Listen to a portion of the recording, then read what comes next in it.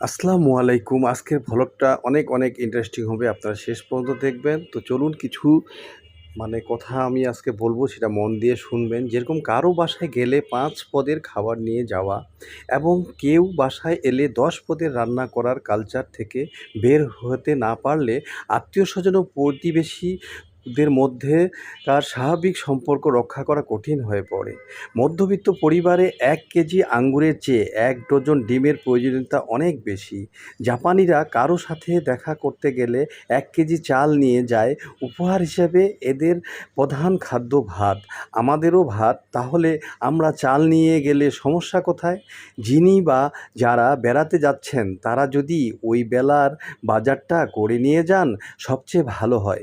সেগুলি রান্না করে মেহমান এবং মেজবান কারোরই সমস্যা হবে না, কষ্ট হবে না। বাসায় ২টো বাচ্চা থাকলে সাথে ৫ টাকা দামের ২টো চকলেট নিয়ে যান, কোনো সমস্যা নেই। যারা ১০ পদের রান্না করে বা যারা ১০ পদের রান্না না দেখলে মনে করেন সমাদর করা হয়নি। ঠিকমতো মনে রাখা উচিত, তৃপ্তি করে খাওয়া যায় ২ পদ, আর একটা পদ যোগ হতে পারে আগে বা পরে সাপ্লিমেন্টার হিসাবে। এ কালচার প্রমোট করার হিসাবে তরুণদের এগিয়ে আসতে হবে। যারা একটা কালচার তাদের জীবনে শেষ করে দিচ্ছেন প্রায়, তাদের পক্ষে অন্য কিছু করা সম্ভব নয়। আর এ সমস্ত প্রবলেম সবচেয়ে বেশি ভোগে মধ্যবিত্ত সংসারের মানুষজন। সব সময় টানাপোড়েনের জীবন চলে, যারা যায় আত্মীয় স্বজনের মন রক্ষা করতে গিয়ে, কালচার রোজা রাখতে গিয়ে নিজের সংকটে পড়তে হয়। তাই বলি, আপনারা সামর্থ্যের মধ্যে আত্মীয়স্বজন প্রতিবেশী সবাইকে আপ্যায়ন করতে চেষ্টা করুন। আর যাদের মনে হবে আপনি ঠিকঠাক মতো এর মধ্যে আতিথেয়তা করার চেষ্টা করুন।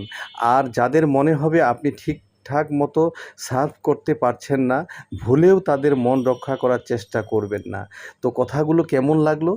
তো এভাবেই আমাদের দৈনন্দিন জীবনটা আসলে পরিচালিত করা উচিত। তো আজকের ভ্লগটা শুরু করলাম। আজকে প্রথমেই আমি দেখিয়েছি যে আজকে আমি আমার বাইকটা নিয়ে গিয়েছিলাম হুন্ডা ক্যাফেতে। অনেক দিন সার্ভিসিং করা হচ্ছে না, কারণ সেখানে বর্ষার কারণে একেবারে বাইকের অবস্থা খুবই খারাপ। চারিদিকে একেবারে ধুলাবালি ময়লা লেগে গেছে, কিন্তু পরিষ্কার করলে তো আবারও ময়লা হয়ে যাবে। তাই আমি আজকে একটু রোদ উঠেছিল তাই গিয়েছিলাম। আর গিয়েই তো মানে বন্ধ ছিল, পরে খুললো। তো পাশের একটা দোকানে নাস্তা তৈরি হচ্ছে। দেখুন পরোঠাগুলো কীভাবে ভাজতেছে, আর এই যে অল্প তেলে কিভাবে ভাজতে হয় এবং একটু অল্প অল্প তেল দিচ্ছে, আর সেই জিনিসগুলো আমি দেখাবার চেষ্টা করছি। আর আমাদের ভ্লগটা শেষ পর্যন্ত অবশ্যই দেখবেন। আর ডিম ভাজলো একটু আগে দেখাইলাম, আর বিভিন্ন তরকারি তো আছেই। তো চলুন আমরা দেখে নেই এই হোটেলের পাশেই হোটেলটা। কেবল তো মনে করেন যে দোকান খুলেছে। আমি ১০টার সময় গিয়েছি, কিন্তু ঢাকার শহরে সকাল হয় ১০টা, সাড়ে ১০টা, ১১টার দিকে। তো লোকজন এই যে বাইকের দোকানটা খুলে গেছে। তো পাশে সার্ভিসিং, আর আমি এখানে বসতে দেয়, বসতে বলে। তো আমার আর কি আর বসা, একটু করে দেখছি যে কি করছে না করছে, আর আপনাদেরকে এন্টারটেনমেন্ট করার জন্য আমি ভিডিওগুলো করছি। দেখুন এটা হচ্ছে হুন্ডা ক্যাফে, আপনার পল্টন, বিজয়নগরে। তো এখানে আমি সার্ভিসিং করাই। তো দেখুন যে বাইক, কত সুন্দর সুন্দর বাইক এসেছে। আসলে মডেলগুলো দিন দিন চেঞ্জ হয়ে যাচ্ছে। তো আমি যতটুকু পেরেছি আপনাদের দেখানোর চেষ্টা করতেছি। আমি আর বসে থাকার লোক না, কারণ আমি যেখানেই যাব সেখানেই আমি একটু ভ্লগ করার জন্য, আপনাদেরকে এন্টারটেনমেন্ট করার জন্য ভিডিও করব। তো তাই এটাই আমার প্রচেষ্টা। তো এই বাইকগুলো আমি দেখাবার চেষ্টা করছি। দেখুন কত সুন্দর সুন্দর বাইক। এবং আমি দাম টাম দেখলাম, সব কিছু দেখাতে পারবো না। বললাম না যে দোকানটা কেবল খুললো, দেখেন সে এখন ধোয়া পোছা করছে। তো আমি এখান থেকে বের হয়ে গেলাম। তো করলা আলু দিয়ে চিংড়ি দিয়ে রান্না করব। তো চিংড়ি মাছটা একটু ভেজে নিচ্ছি হালকা, আর এই চুলায় বসায় দিচ্ছি। এরকম এটা হলো দই রান্না হচ্ছে। ভাপের জন্য কিছু বোঝা যাচ্ছে না। যে এখানে করলা আর হলো আলু দিয়ে চিংড়ি দিয়ে রান্না করবো আর কি। টক দই নিলাম, টক দইটা একটু ফেটে নিচ্ছি। ভালোভাবে ফেটে নিলে এটা এমনি আর কিছু ব্লান্ড করতে হবে না, এমনি একটু এর মধ্যে পানি দিলেই খাওয়া যায় লাচ্ছির মতো করে, চিনি ছাড়া। টক দই একটু করে খাওয়া হয়, টক দই খাওয়া ভালো। ঘরের আজান পড়তেছে আর এদিকে কলমি শাক চড়াই দিচ্ছি। শাক চড়ালে কোথা থেকে যে পানি আসে, পানি তো একটু দিই না, প্রচুর পানি বের হয়। আজকে অনেকদিন পর কলমি শাক খাওয়া হবে। আর এখানে যে করলা ভাপের জন্য বোঝাচ্ছিল, করলা চিংড়িটা এই যে রান্না করা হয়ে গেল। তো এটা আসলে চটচটি করছি।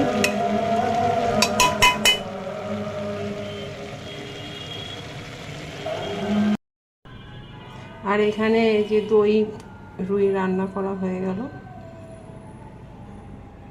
এটা কে কে খেতে পছন্দ করেন জানাবেন, এরকম রান্না কে কে করেন বাসায়।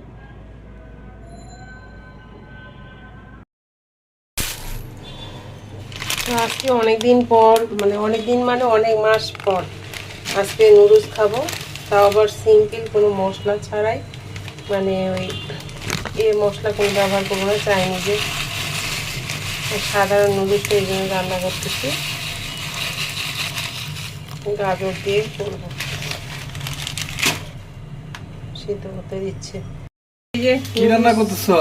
নুডলস রান্না করলাম। ওরে বাবা রে, আমি আসলে ক্ষুধা লাগে গেছে, তুমি এখনো নুডলস সয়া শেষ সস, করোনি? টমেটো সস, এগুলো মানে বিভিন্ন চাইনিজ যেগুলো জিনিস হয় সব টেস্টিং সস ছাড়া। আর আজকে সব ছাড়া নাকি? একেবারে ফ্রেশ, মানে হেলদি জিনিস না? ওয়াও, রান্না হয়ে গেছে। হয়ে গেছে না? ওয়াও, কি সুন্দর লুকটা। অনেক মাস পর আমরা খাবো। অনেক মাস পর, অনেক দিন মাস না, পর। অনেক মাস পর। মাস বলতে কতদিন হবে? অত হ্যাঁ। 5 মাস হবে। কয় মাস যারা লাভার তারা তো এটা অনেক ব্যাপার। তুমি নুডলস লাভার হচ্ছে আমার ওয়াইফ। তুমি তুমি তুমি ওই যে একটা আমার কেমন ওয়াইফ আছে। টেস্ট হবে। এই যে ওয়াও, ডিম চিকেন দিছি। যাক, খেয়ে বোঝা যাবে। ওকে, আয় খাইতে আসো, নুডলস রান্না করছি, তোমার পছন্দের নুডলস, কত কষ্ট করে করলাম, তাড়াতাড়ি খাইতে আসো। কি নিচ্ছ? খায় দেখো তো। খাই দেখবো? থাক, টেস্ট করবা না, ভয়ও লাগতেছে। ওয়াও, স্মেলটা হেভি। আমার মনে হয় নুডলসটা খুবই ভালো হয়েছে, বুঝছো? তাই? থাক, তুমি নাও, একসঙ্গে আমরা খাবো। হ্যাঁ, হুম। আমি এখন ঠান্ডা করি নেই, ঠিক আছে? ওকে। দুপুরে রান্না করছি এই যে জাটকা না, মানে একটু বড় সাইজেরই হবে ইলিশ মাছটা, সেদিন যে দেখানো হলো, আনা হলো। আর এখানে লাল শাক। আর তো রাত হয়ে গেল, বাসার দুপুরে খাওয়া দাওয়া করলাম, দেখলেন আসার পরে। তো দেখেন, আমি রাস্তা দিয়ে যাচ্ছি, যে এখানে যে শরবত, বিভিন্ন পদের শরবত, মানে রাস্তার ধারে এই যে শরবতগুলো আসলে মানুষজন কিভাবে খায় আমি জানি না। হয়তো আমার অনেক পিপাসা লাগলে হয়তো আমিও খেতাম। তো কী ধরনের শরবত বিক্রি করতেছে, আর অবাক হয়ে গেলাম। রাত 11টার দিকে বের হয়েছি, দেখেন বাসার সামনে। আমি যে সবসময় একটা কথা বলি যে আমাদের বাসায় গলিতে বাজার যেতেই সামনেই মানে বাজারটা, তো এইখানে এত রাতে মানে বিক্রি করতেছে হাঁস। মানে অবাক হয়ে গেলাম যে হাঁস জোড়া নাকি 1200 টাকা। তো হাঁস বিক্রি হচ্ছে এত রাতে, কে নেবে জানি না। তো মনে হয় বাইরে বিক্রি করতেছিল, বিক্রি হয়নি, তারপরে এখানে চলে আসছে। তো অবশেষে আবার সেই শাক মামা। তো শাক মামা ছাড়া তো আমার চলবেই না, এখন আমি শাক নিতে আসছি। তো এই ভিডিওটা না দেখালে তো আমার আসলে কি বলবো, এন্টারটেনমেন্ট আপনাদের করা হবে না। তো আমার রাত হলেই একটা গণ্ডি যে বাজারে যাব, একটু শাক কিনবো। আসলে মানুষ মনে হয় এত শাক খায় কিনা জানি না। তো আমরা আসলে শাক খুব পছন্দ করি। তো চিন্তা করছি আজকে ২ রকম শাক নিব। তো মানে একটা কিনবো, কারণ সবসময় শাক আসলে গতদিন আমি যেরকম শাক পাইনি। তো গতকালকে তো আজকে কচু শাক কিনবো আর একটু পুঁই শাক কিনবো। তো কচু শাকটা বললাম যে কচু শাক দেন, একটা আঁটি নিব, বেশি নিব না। আর এদিকে দেখেন শাপলাও বিক্রি হচ্ছে। তার খুব সুন্দর শাপলা, আসলে দেখতে খুবই সুন্দর। আসলে এই যে যেভাবে আটিটা করে রাখছে, মানে এত সুন্দর লাগে। তো এইদিকে শাপলাও মানে মানে রাখছে। আর এই যে এখন আমি একটু পুঁই শাক নিব। তো পুঁই শাক বললাম যে একটা পুঁই শাক একটা মোটা দেন। তো পুঁই শাক একটা মোটা তো অনেক বড় মোটা একেবারে। তো যাই হোক, তো এইটাই বোধহয় আর 2 দিন চলবে, কারণ পুঁই শাক আসলে সবসময় খেতে ভালো লাগে না। মানে একটু বেশি খেলে আসলে খারাপই লাগে। তো মানে কারণ ডাঁটাগুলো আমি চাবাতেই পারি না। আসলে কে, কে পুঁই শাক পছন্দ করেন আমাকে একটু জানাবেন। কারণ আমি পুঁই শাকের ডাঁটা একেবারে নিতেই পারি না। মানে ডাঁটাটা খাবো না আগে না শাক খাবো, মানে ভাত খাবো সেটাই আসলে আমি এলোমেলো হয়ে যাই। যাক, ভিডিওটা কেমন লাগলো আজকে? ভালো লাগলে লাইক, শেয়ার, কমেন্টস করবেন। আর যারা নতুন এসেছেন সাবস্ক্রাইব করে পাশে থাকবেন। সবাইকে আসসালামু আলাইকুম। আল্লাহ হাফেজ।